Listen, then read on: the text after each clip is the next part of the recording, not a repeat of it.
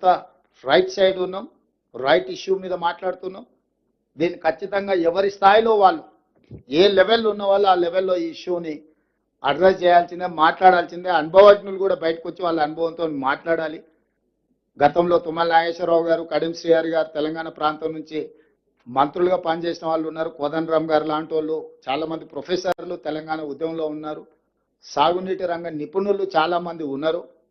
వాళ్ళందరూ కూడా బయటకు వచ్చి మాట్లాడాలి. ఈ ప్రభుత్వానికి మీరు ఏమైనా సూచన ఇవ్వదలుచుకుంటే మాకు ఎలాంటి బేసిజాలు మేము తీసుకుంటాం.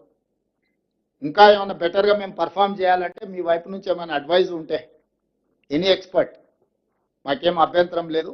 ఎక్స్పర్ట్స్ ఏదైనా మాకు సూచనలు ఇస్తే కూడా వాటిని కూడా తీసుకుంటాం.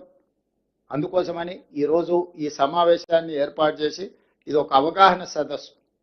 కృష్ణానది జలాలు, గోదావరి జలాలు, వాటి నేపథ్యంలో చట్టాలు, ఈరోజు రాజకీయ పార్టీలు మాట్లాడుతున్న లేవనెత్తుతున్న అంశాలను అన్నిటిని కూడా ఒకసారి మీ అందరితో పంచుకోవాలన్న ఆలోచన, మీకు అందరికీ వివరించాలి వాస్తవాలను.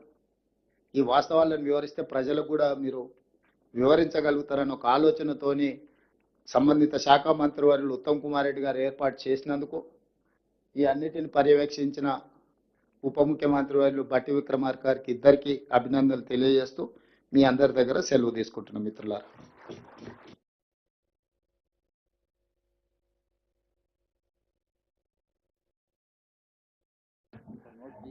ఈరోజు చర్చిన విషయాల్లో